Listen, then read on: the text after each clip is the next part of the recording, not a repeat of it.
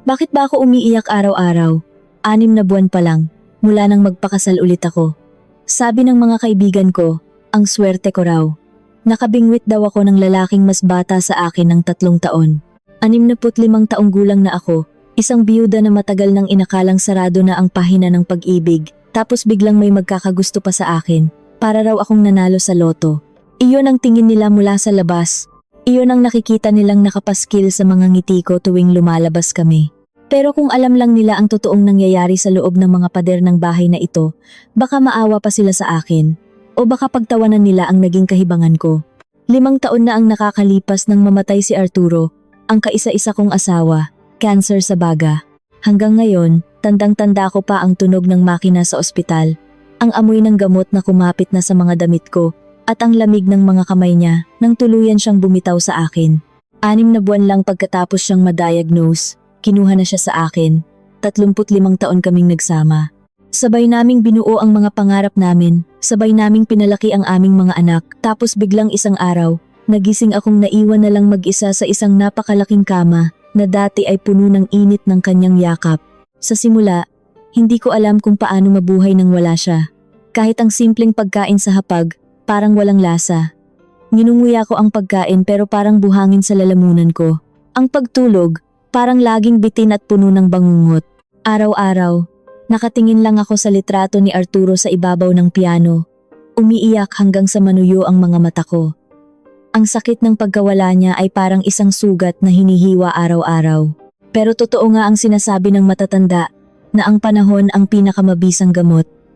Lumipas ang 1, 2 taon, nasanay na rin ako sa hapdi.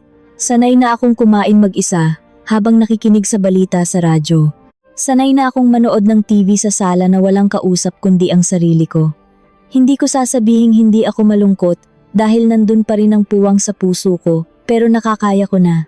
Nakakabangon na ako sa umaga nang hindi agad umiiyak, hanggang sa kinasal ang bunso kong anak na si Mark noong 1 buwan. Nang matapos ang masayang selebrasyon ng kasal at umuwi ako sa bahay ng mag-isa, biglang nag-iba ang pakiramdam ng hangin.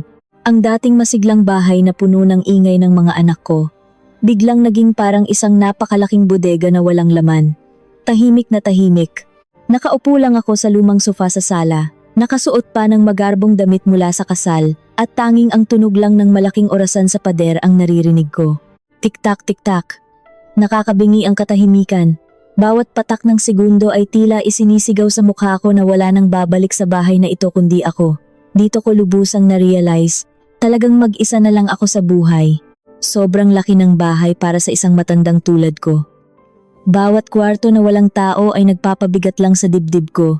Dahil hindi ko na kinakaya ang kalungkutan sa tuwing maglalakad ako sa mga pasilyo ng malaking bahay.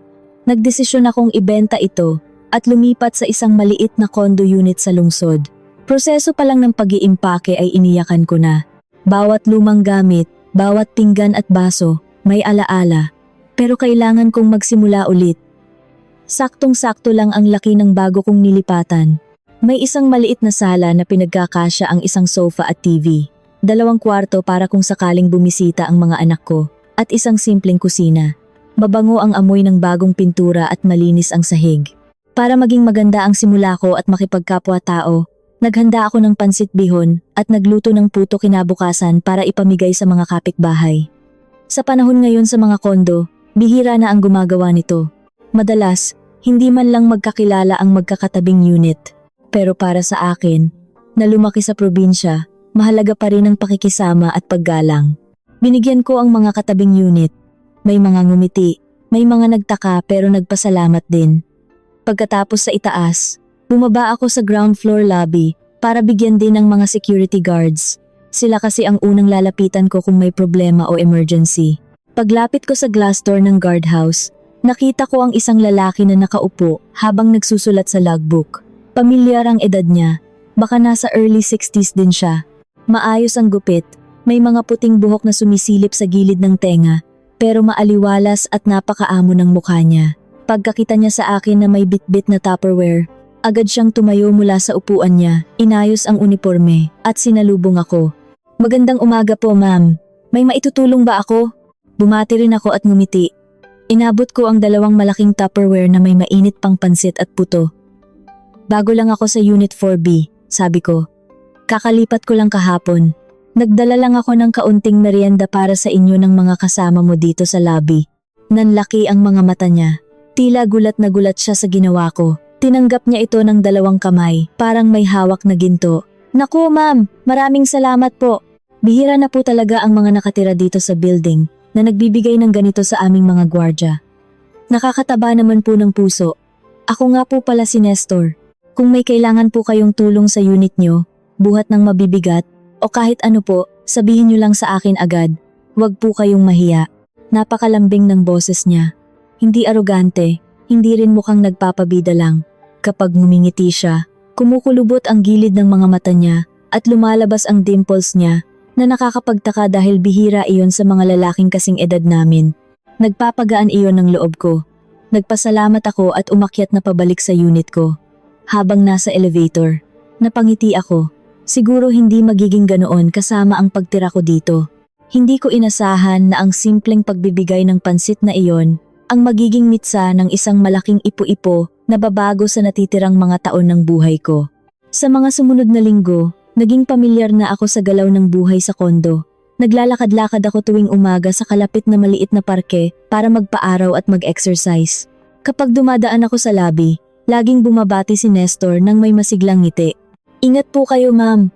O kaya ma'am, ang ganda po ng panahon ngayon bagay sa ngiti nyo. Maiikling usapan. Pero para sa isang taong laging nakakulong sa katahimikan, malaking bagay iyon. Kapag nagtatapon ako ng basura sa basement, siya pa mismo ang lalapit at aabot ng mga plastic bags ko para itapon sa tamang basurahan. Sabi ko nakakahiya naman, at kaya ko naman. Pero ngingiti lang siya. Pupunasan ang pawis sa noo at sasabihing trabaho daw niya iyon at masaya siyang nakakatulong. Unti-unti gumaan ang pakiramdam ko. Mula sa pagiging mag-isa, naging kampante ako na may isang Nestor na handang tumulong sa akin sa ibaba. 3 buwan na ako sa kondo nang may mangyaring hindi inaasahan. Gabi na, katatapos ko lang kumain ng hapunan at naguhugas ng pinagkainan. Pagpasok ko sa banyo para maghilamos at magsipilyo bago matulog, biglang may pumutok ng mahina at namatay ang ilaw. Napundi ang bumbilya. Madilim na madilim dahil walang bintana ang banyo ko. Pinindot ko ng paulit-ulit ang switch sa pader, pero wala talaga. Tumawag ako sa admin office gamit ang intercom para magpatulong. Pero ang sabi ng babae sa kabilang linya ng walang gana, sagot daw ng unit owner ang pagpapalit ng bumbilya sa loob ng unit. Kung gusto ko raw ng tulong, bukas pa ng umaga sila makakapagpadala ng maintenance personnel at may bayad pa iyon na labor. Nabwisit ako. Sa dati kong bahay, madali lang tumawag ng gagawa o kaya nandoon ang mga anak ko para mag-ayos. Dito, pakiramdam ko ay pinabayaan ako. Dahil kailangan kong gumamit ng banyo sa gabi, nagdesisyon akong ako na lang ang gagawa. Kumuha ako ng silya mula sa kusina at ipinatong sa loob ng banyo. Kumuha ako ng flashlight para may ilaw. Pag-akyat ko sa silya, inabot ko ang bumbilya sa kisame, pero hindi ko maabot dahil medyo mataas ang ceiling. Tumingkayad ako, pero biglang umuga ang silya sa madulas na tiles ng banyo. Kinabahan ako ng matindi. Muntik na akong mawalan ng balanse. Paano kung mahulog ako? 65 taon na ako. Kapag nabali ang buto ko o tumama ang ulo ko sa inidoro dito at walang nakakaalam, baka mabulok na lang ako sa loob ng banyong ito bago pa may makatuklas sa akin. Bumaba ako agad, nanginginig ang mga tuhod ko at pinagpapawisan ng malamig. Tumawag ako kay Mark, ang anak ko, umaasang matutulungan niya ako. Mark, napundi ang ilaw sa banyo ng kondo ko. Baka naman pwede kang dumaan dito ngayon para palitan. Hindi ko maabot muntik na akong mahulog sa silya kanina. Ma, nasa out of town ako ngayon May inaasikaso kami sa kumpanya. Sa weekend pa ang uwi ko pabalik ng syudad. Kaya mo bang maghintay hanggang Sabado? Pasensya na talaga ma. Wala akong magawa kundi bumuntong hininga. Sige anak, maghihintay na lang ako. Mag-iingat ka dyan. Nang gabing iyon, kailangan kong magbitbit ng flashlight ng cellphone ko tuwing papasok sa banyo. Pero bandang madaling araw, nang bumangon ako para umihi, nakalimutan kong madilim pala. Naglakad ako papuntang banyo, nang nakapikit pa ang isang mata sa sobrang antok. Pagtapak ko sa loob, sumabit ang paa ko sa hamba ng pinto na hindi ko napansin sa dilim. Muntik na akong sumubsob ng tuluyan sa matigas na sahig. Buti na lang nakakapit agad ako sa gilid ng lababo. pero sobrang lakas ng kabog ng dibdib ko na parang lalabas ang puso ko. Hindi pwede ito. Hanggang weekend pa, baka mamatay ako sa disgrasya sa sarili kong banyo bago pa dumating ang anak ko. Kinabukasan ng umaga, habang nagkakape ako at iniisip kung paano ko sosolusyonan ang problema, biglang pumasok sa isip ko si Nestor. Sabi niya noon, kung may kailangan ako, kahit ano, sabihin ko lang daw sa kanya. Nakakahiyamang isipin na hihingi ako ng tulong sa isang gwardya para sa personal na problema sa loob ng unit ko, pero wala na akong ibang malalapitan. Ibinaba ko ang kape ko at mabilis na nag-ayos ng sarili. Bumaba ako sa lobby. Nagdadasal na sana ay duty niya ngayon. Nakita ko siyang nakaupo, nagbabasa ng dyaryo habang umiinom ng kape. Pagkakita niya sa akin, agad niyang ibinaba ang dyaryo, tumayo at ngumiti ng napakatamis. Nestor, may hihilingin sana akong pabor. Napundi kasi ang ilaw sa banyo ko kagabi, tapos hindi daw pwedeng ayusin agad ng admin kapag hindi ako magbabayad at maghihintay bukas. Pwede mo ba akong tulungan na palitan iyon? Nakakahiyamang aminin sa iyo, pero muntik na akong maaksidente at mabagok kagabi nang subukan kong abutin mag-isa. Nakita ko kung paano nagbago ang ekspresyon ng mukha niya mula sa pagiging masaya patungo sa matinding pag-aalala. Kumunot ang noo niya at tiningnan ako mula ulo hanggang paa na parang sinisigurong wala akong sugat. Nako ma'am, delikado po iyan para sa inyo. Siyempre naman po, tutulungan ko kayo. Huwag niyo nang subukang umakyat ulit mag-isa. Kaso on duty pa po ako ngayon dito sa pwesto ko. Pwede po bang pagkagaling ko sa trabaho, mga 6:00 ng gabi kapag nag-out na ako, dumaan ako sa unit niyo para palitan iyan? Bibili na rin po ako ng bumbilya sa hardware sa labas mamaya. Nakahinga ako ng maluwag na parang naalis ang isang malaking tinik sa lalamunan ko. Oo naman Nestor. Sige, hihintayin kita mamayang gabi. Maraming salamat talaga ha. Hindi mo alam kung gaano mo ako natulungan. Umakyat ako pabalik sa unit ko nang may kakaibang gaan sa dibdib. Inayos ko ang bahay at hinintay ang pagdating ng 6:00. Saktong-sakto, nang tumapat ang kamay ng orasan sa 6:30, tumunog ang doorbell ko. Pagbukas ko ng pinto, nakatayo si Nestor. Nakapangsibilya na siyang damit, isang simpleng puting t-shirt at maong, at may dalang maliit na bag ng mga gamit. Nang pumasok siya sa loob ng unit ko at isinara ko ang pinto, hindi ko inakalang ang simpleng pagpapalit ng bumbiliang ito ang magbubunyag ng isang matinding lihim na magbabago sa aming dalawa. Ano kaya ang sasabihin niya sa akin pagkatapos niyang maayos ang ilaw na magpapatibok ulit sa natutulog kong puso? Tuloy ka Nestor, sabi ko habang binubuksan ng maluwang ang pinto para makapasok siya. Pumasok siya ng dahan-dahan, tila nahihiya pang tumapak sa malinis kong sahig. Napansin ko agad ang suot niyang kupasing polo shirt at lumang maong, malayo sa formal na uniforme niya tuwing umaga. Dala niya ang isang maliit na plastic bag na naglalaman ng bagong bumbilya at ilang lumang kasangkapan. Itinuro ko sa kanya ang direksyon ng banyo. Habang naglalakad siya, napansin ko ang bahagyang pagkakuba ng kanyang mga balikat, isang tahimik na patunay ng mga taon ng pagtatrabaho at pagod. Wala pang 5 minuto, narinig ko ang mahinang pag-ikot ng bumbilya sa lalagyan nito. Pindutin niyo nga po ang switch ma'am, sigaw niya mula sa loob. Nang pindutin ko ito, biglang nagliwanag ang buong banyo. Mula sa nakakatakot na dilim kagabi, ngayon ay parang tanghaling tapat na sa liwanag. Nakita ko si Nestor na nakatayo sa ibabaw ng silya, pinupunasan ng pawis sa kanyang noo gamit ang likod ng kanyang kamay. Napangiti siya nang makita ang tuwa sa mukha ko. Napakalaking tulong nito Nestor. Hindi mo alam kung gaano mo ako iniligtas sa disgrasya, sabi ko habang tinutulungan siyang ibaba ang silya pabalik sa kusina. Wala po iyon ma'am. Sabi ko naman po sa inyo, basta kaya ko, tutulungan ko kayo. Nakangiti siya, pero maputla ang kanyang mga labi at bakas ang matinding pagod sa kanyang mga mata. Napatingin ako sa orasan sa pader. Mag-iikapito na ng gabi. Sigurado akong gutom na ang taong ito pagkatapos ng buong araw na pagbabantay sa lobby at pag-alalay sa mga sasakyan sa basement. Sakto namang kumulo ang niluluto kong sinigang na baboy sa kalan. Kumalat ang asim at bango ng sampalok sa buong unit. Tiningnan ko si Nestor na inaayos na ang kanyang mga gamit palabas. Biglang may kumurot sa puso ko. Aalis na naman siya at maiiwan na naman akong mag-isa sa hapagkainan. 5 taon na akong kumakain ng walang kausap. 5 taon na ang huling beses na may nag-ayos ng sirang gamit sa bahay ko na inalok ko ng hapunan. Nestor, kumain ka na ba? Tanong ko. Natigilan siya sa pagbukas ng pinto at lumingon sa akin. Naku ma'am, hindi pa po. Pero sa labas na lang po ako kakain. Nakakahiya naman po. Nakakaabala na ako sa inyo. Wala nang hiya-hiya. Nagluto ako ng sinigang na baboy. Masyadong madami ito para sa isang matandang katulad ko. Sayang naman kung mapapanis lang. Halika na, sumabay ka na sa akin. Mabilis kong inilagay ang 2 pinggan sa maliit na mesa. Kumuha ako ng 2 baso, 2 pares ng kutsara at tinidor. Nang makita ko ang setup ng mesa, parang may kung anong mainit na likido ang umakyat sa lalamunan ko. 2 pinggan. Ilang taon ko nang tinago ang mga sobrang pinggan dahil ang sakit sa mata na makita ang walang laman na upuan sa harap ko. Pero ngayon, may uupo na. Medyo nag-atubili pa si Nestor. Kinakamot ang batok niya, pero sa huli ay umupo rin siya sa tapat ko. Habang sumasandok ako ng mainit na sabaw sa mangkok niya, napansin ko kung paano niya tinitigan ang pagkain. Parang ang tagal na niyang hindi nakakita ng ganitong klaseng lutong bahay. Nang humigop siya ng sabaw, pumikit siya ng mariin at huminga ng malalim. Napakasarap po ma'am. Parang biglang nawala ang pagod ko sa buong araw, mahinang sabi niya. Huwag mo na akong tawaging ma'am kapag nandito tayo sa loob. Elena na lang, nakangiti kong sagot. CJ po. Elena.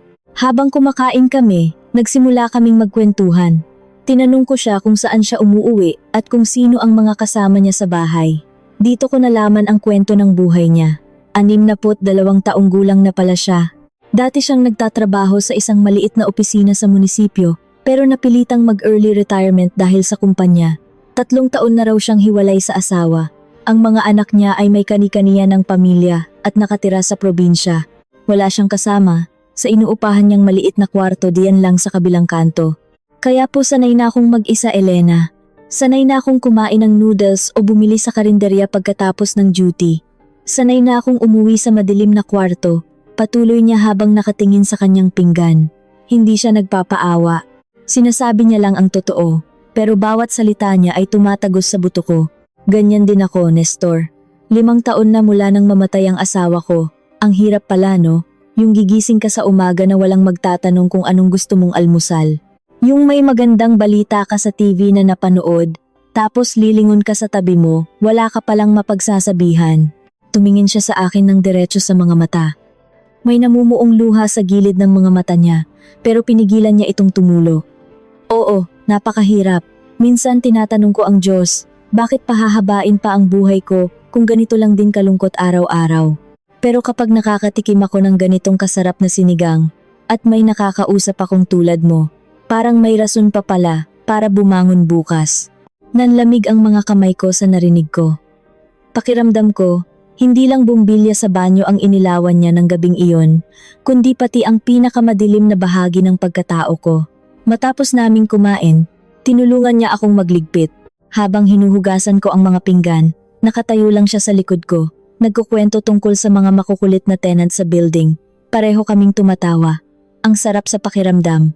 Nang magpaalam siya para umuwi, nagpasalamat siya ng paulit-ulit. Pagkasara ng pinto, napasandal ako rito at napahawak sa dibdib ko. Mabilis ang tibok ng puso ko. Isang pakiramdam na akala ko ay namatay na kasama ni Arturo sa ospital.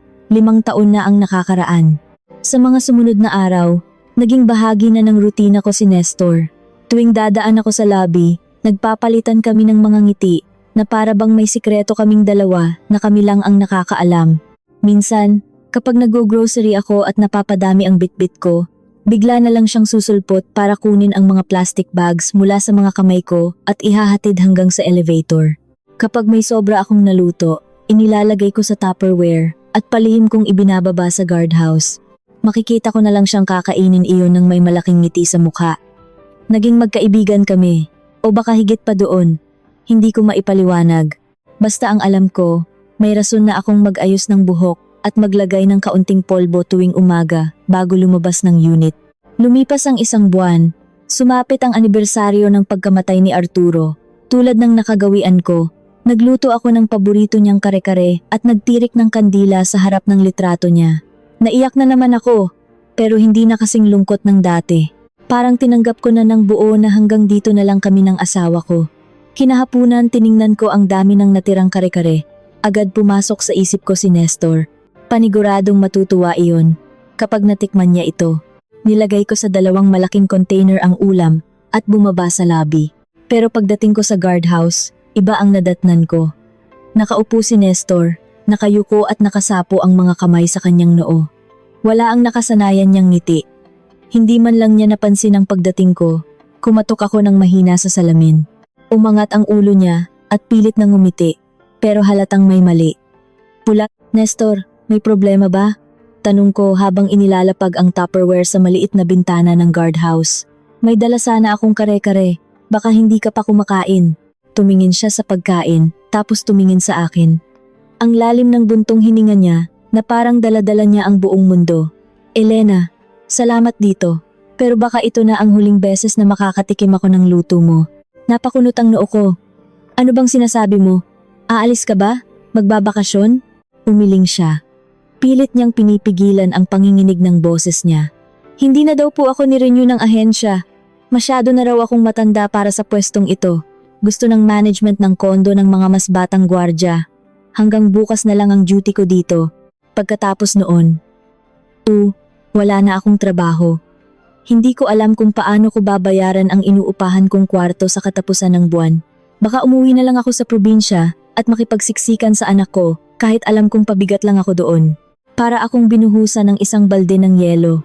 Hindi ko alam kung anong sasabihin ko. Aalis siya?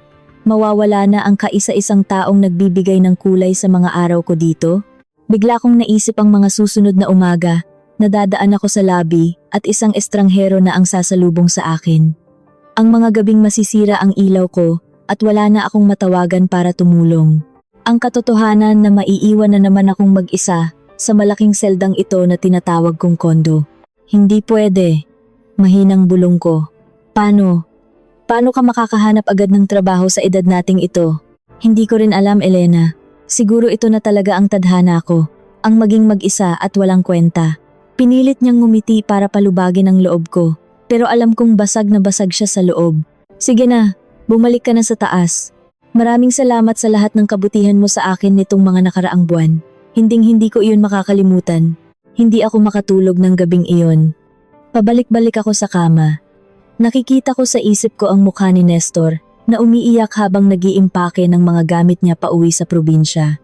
Hindi ko siya pwedeng hayaang umalis na lang ng ganun-ganun. Kinaumagahan, mismong huling araw ng duty niya, maaga akong bumaba. Inabangan ko siyang mag-out mula sa shift niya.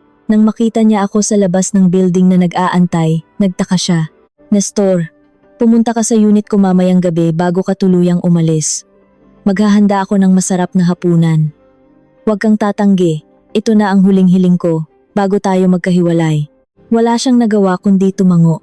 Nang sumapit ang 7:00 ng gabi, dumating siya. May dala siyang isang maliit na paper bag na naglalaman ng 2 mansanas. Nahihiya niyang iniabot iyon sa akin. Kumain kami ng tahimik. Wala ang nakasanayang tawanan at kwentuhan. Pareho kaming pilit na kinakain ang kalungkutan na nakalatag sa aming harapan. Nang matapos kami, tumayo siya at may kinuhang isang maliit na pirasong papel mula sa bulsa niya.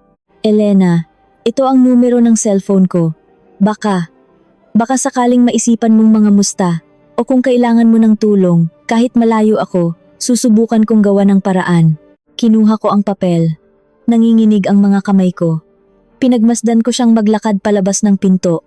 Palayo ng palayo ang mga yabag niya sa pasilyo hanggang sa tuluyan ng lamunin ng katahimikan. Naiwan akong nakatayo sa gitna ng sala, hawak ng mahigpit ang kapirasong papel. Tiningnan ko ang telepono ko sa ibabaw ng lamesa. Tatawagan ko ba siya para pigilan o hahayaan ko na lang siyang tuluyang mawala sa buhay ko gaya ng pagkawala ng lahat ng taong minahal ko? 3 araw. 3 araw na nakapatong lang ang maliit na kapirasong papel na iyon sa ibabaw ng side table ko sa sala.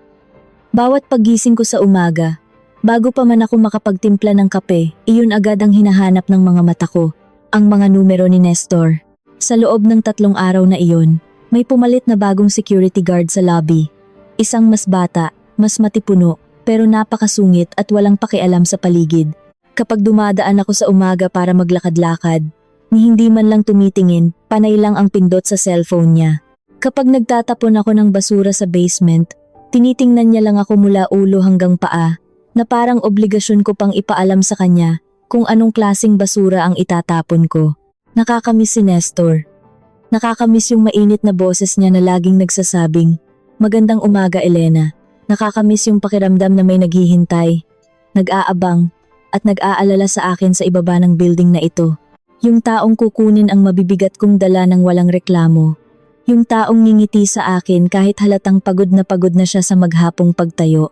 Nang ika-4 na gabi, habang nakaupo ako sa sofa at nanonood ng isang lumang pelikula, hindi ko na natiis.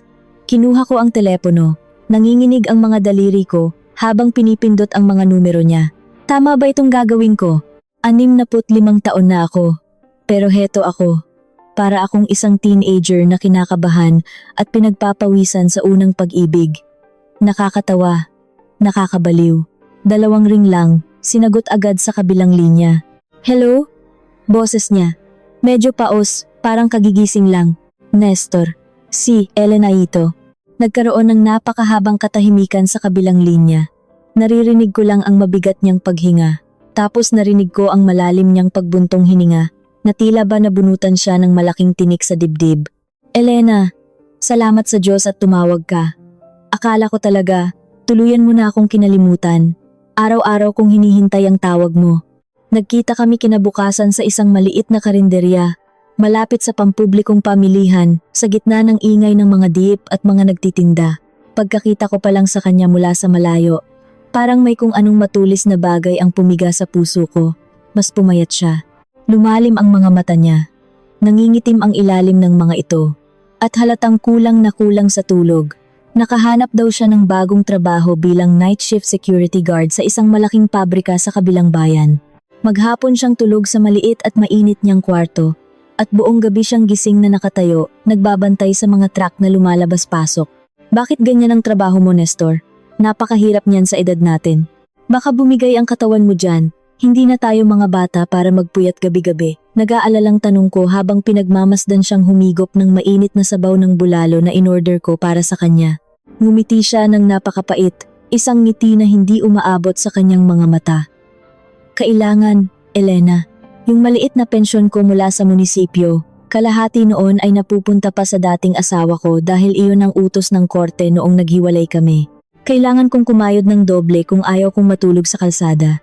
Lalo na ngayon na mag-isa lang ako, walang sasalo sa akin kapag nadapa ako. Kailangan kong pilitin kahit sumasakit na ang mga tuhod ko sa pagtayo." Ang mga salitang iyon. Walang sasalo sa akin kapag nadapa ako. Tumagos iyon hanggang sa pinakasulok ng kaluluwa ko. Pareho kami. Pareho kaming mga ligaw na kaluluwa sa dapit hapon ng aming mga buhay. Naghahanap ng karamay. Naghahanap ng kamay na pwedeng kapitan bago tuluyan kaming lamunin ng kalungkutan. Nang araw na iyon, umuwi ako sa kondo na may isang napakabigat ngunit buong desisyon sa puso ko. Hindi ko siya pwedeng pabayaan. Ayokong nakikita siyang naghihirap. Nagsimula akong magluto ng mas marami araw-araw. Tuwing hapon, bago siya pumasok sa night shift niya sa pabrika, dumadaan siya sa kondo ko para kumuha ng baon na inihanda ko. Adobo, pinakbet, bistek, kare-kare. Lahat ng paborito niya, inaaral kong lutuin. Kapag day off niya, madalas siyang pumunta sa unit ko para ipag-ayos ang mga sirang gripo, palitan ng mga lumang saksakan, o kaya naman ay samahan lang akong manood ng mga palabas sa TV. Sa mga panahong iyon, alam kong hindi na lang kami magkaibigan. May kung anong napakalalim na koneksyon ang nabubuo sa pagitan namin. Hindi na namin kailangang mag-usap minsan. Sapat na yung magkatabi kami sa sofa, umiinom ng kape habang pinagmamasdan ng ulan sa labas ng bintana. Isang umaga, pagkatapos ng night shift niya, dumaan siya sa unit na medyo basa pa ng ambon. May dala siyang isang maliit na paper bag. Ibinigay niya iyon sa akin habang namumula ang kanyang mga pisngi. Pagbukas ko, isang napakagandang kulay cream na sweater. Napakalambot ng tela at eksakto sa sukat ko. Nakita ko iyan sa isang tiyangge malapit sa pabrika. Naisip ko agad na babagay sa iyo dahil palaging malamig dito sa kondo mo tuwing gabi. "Pasensya na, Elena, hindi iyan mamahalin katulad ng mga binibili mo sa mall. Iyan lang ang kinaya ng budget ko." Nahihiyang sabi niya, sabay yuko at kamot sa kanyang batok. Naluha ako. Simula nang mamatay si Arturo, wala nang nag-abala pang bilhan ako ng kahit anong damit. Wala nang nag-isip kung nilalamig ba ako o hindi, kung ayos ba ang pakiramdam ko. Niyakap ko ng mahigpit ang sweater na parang iyon ang pinakamahalagang bagay sa mundo. Maraming salamat, Nestor. Napakaganda nito. Susuotin ko ito palagi. Sobrang na-appreciate ko ang pag-aalala mo. Nang weekend na iyon, inaya niya akong maglakad-lakad sa parke. Nakasuot ako ng bagong sweater na bigay niya.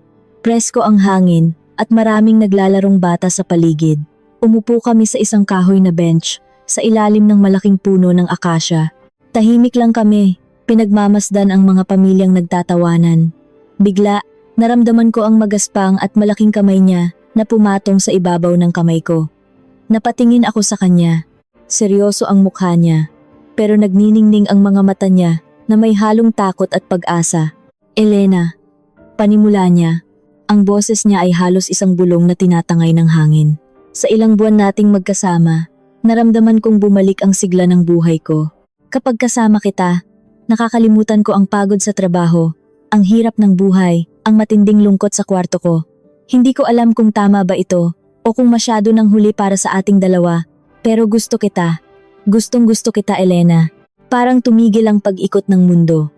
Hinigpitan niya ang hawak sa kamay ko, tila nagmamakaawang huwag ko siyang bitawan. Gusto kong ako na ang mag-alaga sa iyo. Gusto kong ako na ang magpapalit ng mga pundi mong ilaw, ang aayos ng mga sirang gripo mo, at gusto kong ikaw ang makasama ko sa bawat almusal, tanghalian, at hapunan sa mga natitirang araw ng buhay ko. Pakasalan mo ako, Elena. Magsama na tayo. Bigyan natin ng isa pang pagkakataon ng ating mga sarili na maging masaya. Nagunahan ang mga luha sa pagpatak mula sa mga mata ko. Isang alok ng kasal? Sa edad kong 65? Ano na lang ang sasabihin ng mga anak ko kapag nalaman nila ito, ng mga kaibigan ko at mga kumare? Baka isipin nilang nababaliw na ako at nag-uulyanin. Baka isipin nilang pinaglalaruan lang ako ng lalaking ito. Pero nang tingnan ko ng maigi ang mga mata ni Nestor, wala akong nakitang panlilinlang. Nakita ko ang isang taong totoo. Isang taong handang ibigay ang lahat, kahit alam kong wala na siyang natitira. Isang taong kailangan ako, at higit sa lahat, isang taong kailangan ko rin para patuloy na mabuhay. Oo, Nestor, umiiyak na sagot ko habang tumatango. Magpakasal tayo. Niyakap niya ako ng napakahigpit sa gitna ng parke, na parang ayaw na niyang bumitaw pa kahit kailan. Naramdaman ko ang mainit niyang mga luha na pumatak sa balikat ko. Napakasaya ko ng mga sandaling iyon. Akala ko, iyon na ang simula ng bago, payapa, at masayang kabanata ng buhay ko. Akala ko, nahanap ko na ang kapayapaan na matagal ko nang inaasam. Bago kami magpakasal, kailangan ko munang kausapin ang 3 kong anak na lalaki. Inimbitahan ko sila sa kondo para sa isang pananghalian. Nang nandoon na silang lahat at tapos nang kumain, nanginginig ang boses ko nang sabihin ko sa kanila ang plano kong magpakasal ulit. Tiningnan nila ako ng may pagkagulat. Nagkatinginan ang magkakapatid. Kinabahan ako ng husto. Handa na sana akong ipagtanggol ang sarili ko at si Nestor kung sakaling magalit sila. Pero nagulat ako nang ngumiti ang panganay kong anak. Ma, kung saan ka sasaya, doon kami. Matagal ka na naming nakikitang malungkot mag-isa. Kung itong si Tito Nestor ang magpapasaya sa iyo at mag-aalaga sa iyo ngayon, bakit naman kami tututol? Sumang-ayon din ng dalawa pa. Nakahinga ako ng maluwag. Sobrang bait ng mga anak ko. Wala silang inisip kundi ang kaligayahan ko. Isang buwan pagkatapos ng araw sa parke, nagpakasal kami ni Nestor sa isang simpleng civil wedding sa munisipyo. Ang mga anak ko at iilang malalapit na kaibigan lang ang naroon. Kabilang na ang matalik kong kaibigang si Miling. Nainggit dahil nakapag-asawa raw ako ng mas bata at napakaalaga. Lumipat si Nestor sa unit ko kinabukasan. Dala niya ang 2 lumang maleta na puno ng mga damit at ilang paborito niyang libro. Iyon lang ang buong pag-aari niya sa mundo. Tinulungan ko siyang ayusin ang mga gamit niya sa aparador ko. Magkatabi kaming natulog sa iisang kama. Sa unang pagkakataon matapos ang 5 napakahabang taon, mayakap ako sa gabi na nagpapainit sa malamig kong likuran. Buong puso kong ibinigay ang sarili ko sa kanya. Pinaalis ko na rin siya sa trabaho niya bilang night shift guard. Ayokong nahihirapan ang asawa ko, sabi ko sa kanya. Tutal nandito na siya sa bahay ko, wala na siyang babayarang upa at kuryente. Hati na kami sa mga gastusin, at mas magandang humanap na lang siya ng panggabing trabaho o day shift na hindi nakakapagod. O kaya, kahit hindi na muna siya magtrabaho, habang naghahanap ng magandang pwesto, dahil may naipon naman ako mula sa mga iniwan ni Arturo, at sa suporta ng mga anak ko. Pumayag siya. Tuwang-tuwa siya at nagpasalamat ng paulit-ulit dahil sa wakas daw, makakatulog na siya ng buong gabi. Ang unang linggo ng aming pagsasama bilang mag-asawa ay parang isang matamis na panaginip. Nagluluto ako ng masasarap na pagkain 3 beses sa isang araw. Sabay kaming nanonood ng TV sa sala at nagkukwentuhan kami hanggang makatulog. Pinagsisilbihan ko siya tulad ng isang hari. Pero hindi ko inasahan na ang matamis na panaginip na iyon ay magkakaroon ng lamat ng napakaaga. Isang umaga, sa aming pangalawang linggo bilang mag-asawa, nagluto ako ng simpleng almusal. Sinangag na kanin, itlog na maalat na may kamatis at sibuyas, at pritong tuyo na malutong. Inilapag ko iyon sa mesa ng may malaking ngiti, sabay lapag ng 2 tasa ng mainit na kape. Umupo si Nestor, tiningnan ang mga nakahaing pagkain, at biglang nagbago ang timpla ng mukha niya. Nawala ang lambing sa kanyang mga mata. Ibinaba niya ang kutsara at tinidor ng may kalakasan, na lumikha ng nakakagulat na tunog sa katahimikan ng kusina. "Elena, nasaan ang sabaw?" Malamig at formal na tanong niya. Napakurap ako, hindi alam kung nagbibiro ba siya o hindi. "Sabaw? Tuyo at itlog na maalat ang ulam natin, Nestor. Hindi naman kailangan ng sabaw niyan. Tsaka nagtimpla naman ako ng mainit na kape pang tulak." Tumingin siya sa akin. Ang mga mata niyang dati ay puno ng pagmamahal at pangunawa, ngayon ay parang matigas na yelo sa lamig. Hindi ako sanay na walang mainit na sabaw sa umaga. Kahit anong klaseng ulam pa iyan, kahit tuyo o itlog lang, dapat palaging may sabaw. Asawa mo na ako ngayon, hindi ba? Sana naman inaaral mo na kung anong gusto at ayaw ko sa pagkain. Tumayo siya. Iniwan ang nakahaing pagkain nang hindi man lang tinikman at padabog na bumalik sa kwarto. Isinara niya ang pinto ng malakas. Naiwan akong nakatayo sa tabi ng mesa. Blanko ang isip at unti-unting nanlalamig ang mga kamay. Pambihira, hindi man lang niya ginalaw ang niluto kung may pagmamahal dahil lang walang sabaw. Pinalampas ko iyon noong araw na iyon. Inisip ko na baka pagod lang o masama ang pakiramdam niya. Baka nag-adjust pa siya sa buhay may asawa. Pero nang sumunod na araw, at sa mga sumunod pang linggo, unti-unting lumalabas ang isang bersyon ni Nestor na hindi ko nakilala noong gwardiya pa siya sa lobby. Mga maliliit na bagay na ginagawa niyang malaking issue. Mga pambabatikos sa paraan ko ng pagtiklop ng damit niya. Mga salitang unti-unting nakakasugat sa pagkatao ko. At ang pinakamatindi sa lahat, ang bagay na pinakamabilis sumira sa pundasyon ng aming bagong kasal, ang issue sa pera. Habang paubos ng paubos ang aking ipon para sa aming dalawa, ano kaya ang susunod niyang hihingin na tuluyang magpapatunay na nagkamali ako ng taong pinasok sa bahay at sa buhay ko? Lumipas ang 3 buwan. 3 buwan na siyang walang trabaho. Araw-araw, ang routine ni Nestor ay gigising ng tanghali. Uupo sa malambot na sofa sa sala, bubuksan ng TV, at hihintayin ang lutuin ko. Hawak niya ang remote control na parang iyon ang sentro ng mundo niya. Palipat-lipat ng channel habang ako ay naghihiwa ng sibuyas at bawang sa mainit na kusina.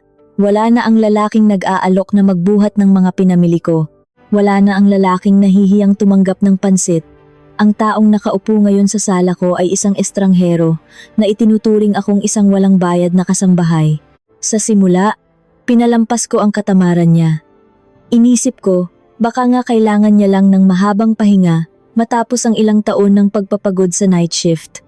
Baka sinusubukan pa niyang bawiin ang lakas niya. Pinuno ko ang pasensya ko ng pag-unawa. Pero habang tumatagal, napansin ko ang unti-unting pagbabago sa ugali niya. Hindi lang siya naging tamad, naging mareklamo at mapaghanap siya. Kapag hindi eksakto sa panlasa niya ang timpla ng ulam, hindi niya ito kakainin at ipapaluto niya ako ng bago. Kapag mainit ang panahon at pinatay ko ang aircon para makatipid sa kuryente, magdadabog siya at magrereklamo na hindi siya makatulog ng maayos. Pero ang pinakamasakit sa lahat ay ang katotohanang unti-unting nauubos ang ipon ko. Dahil 2 na kami sa bahay, dumoble ang konsumo sa pagkain, dumoble ang bayad sa kuryente at tubig. Ang mga gamot niya sa maintenance sa presyon, ako rin ang bumibili dahil wala naman siyang sariling pera. Tuwing bubuksan ko ang passbook ko sa bangko, parang may malamig na kamay na sumasakal sa leeg ko. Bumababa ng bumababa ang mga numero. Ang mga ipon na pinaghirapan namin ni Arturo, ang perang inilaan ko sana para sa mga huling taon ng buhay ko sakaling magkasakit ako, unti-unting inuubos ng lalaking ito na wala man lang ambag sa bahay. Isang gabi, Matapos kaming kumain ng hapunan, hindi ko na napigilan ang sarili ko. Nilaksan ko ang loob ko habang nagpupunas ako ng mesa at siya ay nagkakamot ng tiyan habang nanonood ng balita. Maingat kong binuksan ang usapan. Nestor, napapansin ko, medyo mabilis na tayong maubusan ng budget ngayon. Dumoble kasi ang gastusin natin sa kuryente at pagkain. Baka naman pwede ka na ulit maghanap ng trabaho. Kahit pang-araw lang. Kahit anong simpleng pagkakakitaan, para may katuwang ako. Nauubos na kasi ang ipon ko sa bangko. Biglang namatay ang tunog ng TV. Pinindot niya ang mute button at unti-unting lumingon sa akin. Ang mga mata niya ay nagdilim, parang may bagyong namumuo sa loob ng mga ito. Tumigas ang panga niya at naramdaman ko ang pagbigat ng hangin sa paligid namin. Ano ka mo? Trabaho? Pera na naman ang problema mo? Lumambot ang boses ko. Sinusubukang pakalmahin ang sitwasyon. Hindi naman sa ganoon, Nestor. Nagsasabi lang ako ng totoo. Wala naman tayong ibang pagkukuhanan ng pera. Hindi naman pwedeng habang buhay tayong aasa sa ipon ko. Lalo na't pareho na tayong tumatanda. Paano kapag nagkasakit tayo? Tumayo siya mula sa sofa. Matangkad siya at nang lumapit siya sa akin, naramdaman ko ang matinding takot na hindi ko pa nararamdaman sa buong buhay ko. Tinuro niya ako sa mukha. Nanginginig ang mga daliri niya sa galit. Alam mo, Elena, ganyan na ganyan din ang unang asawa ko. Puro pera ang lumalabas sa bibig. Kaya nga ako nakipaghiwalay sa babaeng iyon dahil hindi siya marunong makontento at palagi akong sinusumbatan. Akala ko ba iba ka? Akala ko ba kaya mo akong intindihin? Gusto mo ba talaga akong mamatay ng maaga sa pagtatrabaho, ha? Napapaatras ako hanggang sa sumandal ang likod ko sa pader ng kusina. Nanginginig ang buong katawan ko. Hindi ko inasahang ganoon ang magiging reaksyon niya sa isang napakamakatwirang pakiusap. Ako pa ngayon ang masama? Ako pa ang walang kwentang asawa dahil nag-aalala ako sa kinabukasan namin? Hindi ako nanunumbat, Nestor. Humihingi lang ako ng tulong. Tulong? Sigaw niya, na umalingaw-ngaw sa buong unit. Bahay mo ito! Ipon mo iyan! Bakit mo sa akin pinapasa ng problema sa pera kung kailan asawa mo na ako? Kung alam ko lang na ganito din ang aabutin ko sa iyo, nabibilangin mo bawat subo ko ng kanin sa pamamahay na ito, sana hindi na lang ako pumayag na magpakasal sa iyo. Tumalikod siya, padabog na naglakad papunta sa kwarto, at ibinalagbag ang pinto ng napakalakas na parang yumanig ang buong semento ng kondo. Naiwan akong nakatayo sa kusina, tulalang tulala, unti-unting tumulo ang mga luha ko. Kinagat ko ang ibabang labi ko para pigilan ang paghikbi. Anong ginawa ko? Anong klaseng halimaw ang pinapasok ko sa buhay ko? Gusto kong isigaw sa kanya na lumayas siya, na umalis na siya sa pamamahay ko pero walang lumalabas na boses sa lalamunan ko. Nakakulong ako sa takot. Nakakulong ako sa kahihiyang aminin sa mga anak ko na nagkamali ako ng husto. Lumipas ang mga araw na hindi kami nag-iimikan. Matutulog siya nang nakatalikod sa akin. Gigising siya, kakain ng inihanda ko, at manunood ng TV na parang hangin lang ako sa paligid. Ang bahay na inakala kong mapupuno ng tawanan at pagmamahal ay naging isang malamig na bilangguan. Nagsisi ako. Araw-araw, oras-oras kong pinagsisihan ang pagpirma sa papel na iyon sa munisipyo. Ang kalungkutan pala ng pag-iisa ay mas mabuti kaysa sa kalungkutan ng may kasama ka nga, pero unti-unti ka namang pinapatay sa loob. Isang araw, tumawag ang panganay kong anak na si Mark. Malapit na ang anibersaryo ng pagkamatay ng papa nila. Nakaugalian na namin na naghahanda ng kaunting salu-salo sa bahay ni Mark para ipagdasal at alalahanin si Arturo. Ma, kumusta po kayo dyan ni Tito Nestor? Bati ni Mark sa kabilang linya. Ma, sa makalawa na ang death anniversary ni Papa. Dito na lang tayo maghanda sa bahay ko. Kaso, hindi marunong magluto si Lenny ng mga paboritong ulam ni Papa. Pwede po ba kayong pumunta dito ng maaga sa makalawa para turuan siyang magluto ng kare-kare at kaldereta? Kayo lang po ang nakakaalam ng eksaktong timpla noon. Napangiti ako ng malungkot nang marinig ko ang pangalan ng una kong asawa, si Arturo. Ang lalaking hindi kailanman nagtaas ng boses sa akin. Ang lalaking nagtrabaho ng marangal para mabigyan kami ng magandang buhay. Oo naman anak, pupunta ako dyan ng maaga. Ako na ang bahala sa kusina para sa papa nyo. Pagkababa ko ng telepono, huminga ako ng malalim. Kailangan kong magpaalam kay Nestor. Kahit na hindi kami magkaayos at malamig ang pakikitungo niya sa akin, asawa ko pa rin siya at nasa iisang bubong kami. Nilapitan ko siya sa sala habang nanonood siya ng basketball. Nestor, mahinang tawag ko. Hindi siya lumingon, nakatitig lang sa screen. Oh, sa makalawa, pupunta ako sa bahay ni Mark. Death anniversary kasi ng papa nila. Gusto sana nilang maghanda. Pupunta ako doon ng maaga para turuan ang manugang ko na magluto. Babalik din ako bago maghapon. Hinihintay ko ang simpleng sige. Mag-ingat ka na sagot niya. Pero nagkamali ako. Bigla niyang pinatay ang TV at dahan-dahang lumingon sa akin. Iba na naman ang tingin niya. Puno ng pagkasuklam. Hindi ka aalis ng bahay na ito. Napakunot ang noo ko. Ano? Bakit naman? Pupunta lang ako sa anak ko para magluto. Anibersaryo iyon ng... Anibersaryo ng patay mong asawa? Putol niya sa akin. Tumataas na naman ang boses.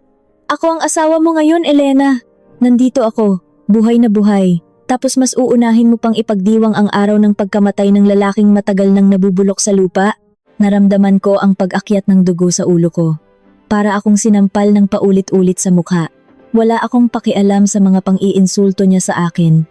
Pero ang pagbastos niya kay Arturo ay hindi ko kayang palampasin. Wala kang karapatang magsalita ng ganyan tungkol kay Arturo. Siya ang ama ng mga anak ko. At 35 taon kaming nagsama bago ka pa dumating sa buhay ko. Tutulungan ko lang ang manugang ko na magluto, Nestor. Isang araw lang iyon. Anong masama doon? Tumayo siya at lumapit sa akin nang sobrang lapit na naaamoy ko na ang maasim na hininga niya. Nanlilisik ang mga mata niya. Asawa mo ako. Kapag sinabi kong hindi ka aalis, hindi ka aalis. Gusto mong ipamukha sa mga anak mo na mas mahalaga pa rin ang patay nilang ama kaysa sa akin na kasama mo ngayon? Hindi. Mananatili ka dito at pagsisilbihan mo ako. Ako ang asawa mo. Tumalikod siya at bumalik sa pagkakaupo. Binuksan ulit ang TV at nilaksan ang volume para tabunan ang anumang sasabihin ko. Nanigas ako sa kinatatayuan ko. Hindi ko siya makilala. Paano siya naging ganito kadamot? Paano niya nagagawang pagselosa ng isang taong matagal nang pumanaw? Umiiyak akong pumasok sa kwarto at nagkulong. Sa loob ng madilim na kwarto, napaluhod ako sa sahig. Tinatakpan ang bibig ko habang umiiyak ng walang tunog. Diyos ko, tulungan niyo po ako. Gusto ko nang makawala sa lalaking ito. Sumapit ang mismong araw ng anibersaryo. Umaga pa lang, pilit kong itinatago ang kaba sa dibdib ko. Sinubukan kong mag-ayos ng mga gamit ng tahimik. Iniisip ko na tatakas na lang ako habang natutulog siya. Pero alas 7 pa lang, gising na siya at nakaupo sa kusina.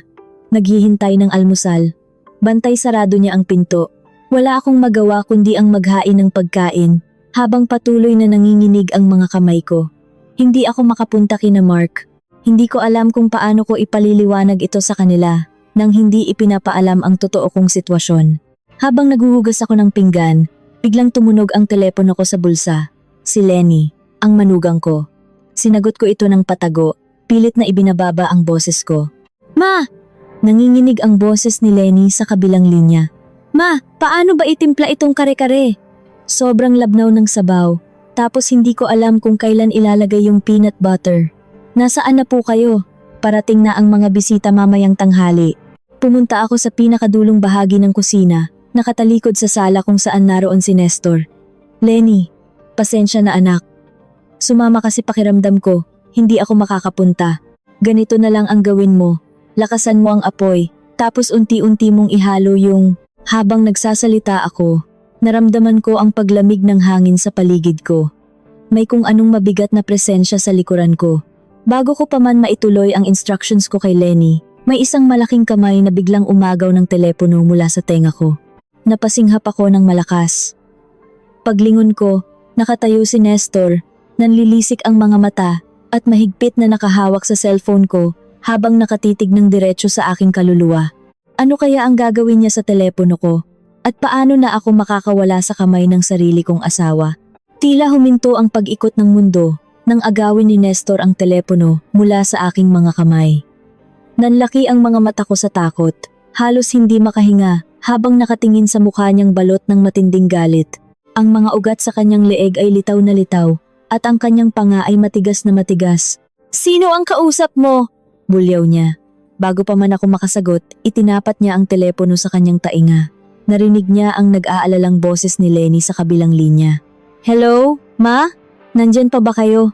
Walang atubiling nagsalita si Nestor Ang boses ay malamig at puno ng pagbabanta. Wala na ang mama nyo. May sakit siya at hindi siya pwedeng maabala. Huwag nyo na siyang tatawagan dito. Pagkatapos noon, pinindot niya ang end button ng napakadiin. Hindi pa siya nakontento. Sa harap ng aking sariling mga mata, inihagis niya ang cellphone ko sa matigas na sahig ng kusina. Rumehistro ang isang malakas na tunog ng pagkabasag. Ang screen ng telepono ko, ang kaisa-isang koneksyon ko sa aking mga anak, ay nagkadurog-durog na parang yelo. Napasinghap ako at napahawak sa aking dibdib. Nestor, bakit mo ginawa iyon?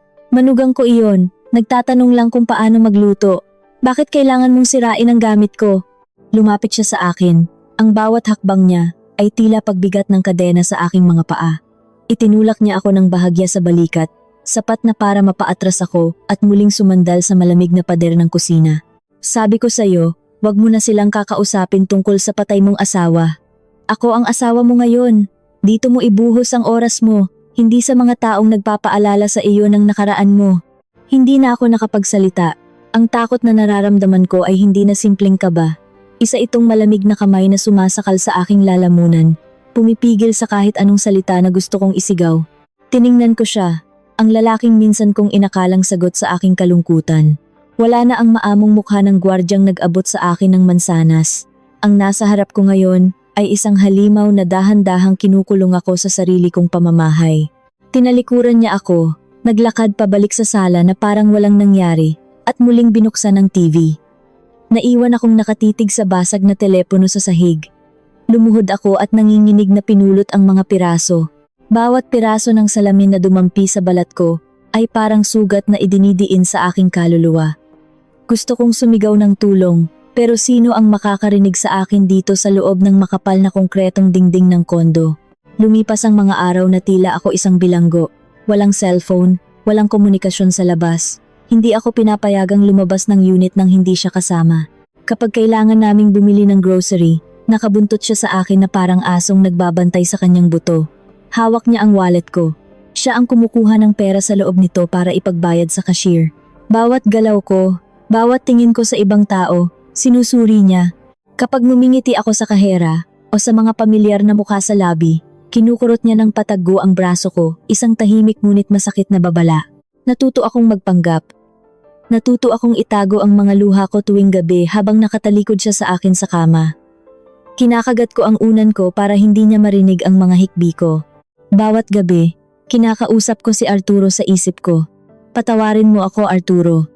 Patawarin mo ako dahil hinayaan kong may ibang lalaking pumasok sa bahay natin, sa buhay ko, na sumisira sa lahat ng pinaghirapan natin. Kailangan ko nang makawala dito. Kailangan kong makatakas bago niya tuluyang ubusin hindi lang ang pera ko, kundi pati na rin ang katinuan at buhay ko. Para makabuo ng plano, alam kong kailangan kong magmukhang sunod-sunuran. Pinilit kong ngumiti araw-araw. Nagluto ako ng lahat ng paborito niya nang walang reklamo. Hindi ko na binanggit ang mga anak ko, hindi na ako nagtanong tungkol sa paghahanap niya ng trabaho. Napansin ko na unti-unting lumuwag ang bantay niya. Akala niya, tuluyan na akong sumuko at nagpaalipin sa kanya. Akala niya, kontrolado na niya ang buong pagkatao ko. Pero sa loob-loob ko, nag-iipon ako ng lakas. Kailangan ko ang mga papeles ko. Kailangan ko ang passbook ko sa bangko at ang aking ATM card. Kung tatakas ako, kailangan ko ng pera para makapag-umpisa ulit o para makapunta sa probinsya kung nasaan ang mga anak ko nang hindi niya ako agad masusundan. Isang hapon, nakainom siya ng kaunting beer habang nanonood ng laban ng boxing. Dahil sa antok at epekto ng alak, nakatulog siya ng mahimbing sa sofa. Dinig na dinig ko ang malakas niyang paghilik. Ito na ang pagkakataon ko. Dahan-dahan akong naglakad papunta sa kwarto. Walang anumang ingay na nagmumula sa mga paa ko. Binuksan ko ang pinakailalim na drawer ng aparador, kung saan ko itinatago ang aking maliit na kahon ng mahahalagang dokumento. Nanginginig ang mga kamay ko habang kinukuha ang susi na nakatago sa ilalim ng mga lumang damit. Pinuksan ko ang kahon. Nandoon ang titulo ng kondo, ang marriage certificate namin ni Arturo at ang aking passbook. Pero pagtingin ko sa lalagyan ng aking ATM card, laking gulat ko. Wala ito. Kumabog ng napakalakas ang dibdib ko. Pilit kong inalala kung kailan ko huling ginamit iyon. Noong isang buwan pa, bago siya magsimulang maghigpit sa akin. Hinalungkat ko ang buong kahon, Umaasang naiipit lang ito sa ibang papeles, pero wala talaga. Bumalik ako sa passbook at binuksan iyon para tingnan ang huling balanse. Pero hindi pa ito na-update mula noong huli akong nagpunta sa bangko. Kailangan kong malaman kung nasaan ang ATM card ko. Habang nanginginig at naguguluhan, biglang kong naalala ang madalas na ginagawa ni Nestor tuwing madaling araw. Minsan, nakikita ko siyang pasimpleng may tinitingnang mga resibo sa loob ng kanyang pitaka bago niya ito itago sa bulsa ng kanyang pantalon. Hindi ko iyon pinapansin noon dahil iniisip kong resibo iyon ng mga binili namin sa grocery. Lumabas ako ng kwarto at sumilip sa sala. Tulog na tulog pa rin siya, bukas ang bibig at malakas ang hilik. Ang kanyang maong na pantalon na suot niya kanina bago siya nagbihis ng pambahay ay nakasampay sa sandalan ng isang silya malapit sa pinto. Pumunta ako sa silya. Bawat hakbang ay tila isang sugal ng buhay ko. Kapag nagising siya at nakita niya akong hinahalungkat ang mga gamit niya, siguradong sasaktan niya ako. Dumampi ang mga nanginginig kong daliri sa bulsa ng kanyang pantalon. Kinuha ko ang kanyang lumang pitaka. Mabigat ito. Binuksan ko. Bumulaga sa akin ang maraming nakatuping resibo. At doon, sa gitna ng mga resibong iyon, nakita ko ang kulay asul na kulay ng aking ATM card. Kinuha ko ito, halos hindi makapaniwala. Bakit nasa kanya ang card ko? Paano niya nalaman ang PIN ko? Biglang pumasok sa isip ko ang isang araw na nagkasakit ako at inutusan ko siyang mag-withdraw ng pera para sa gamot ko. Ibinigay ko sa kanya ang PIN dahil labis ang tiwala ko noon.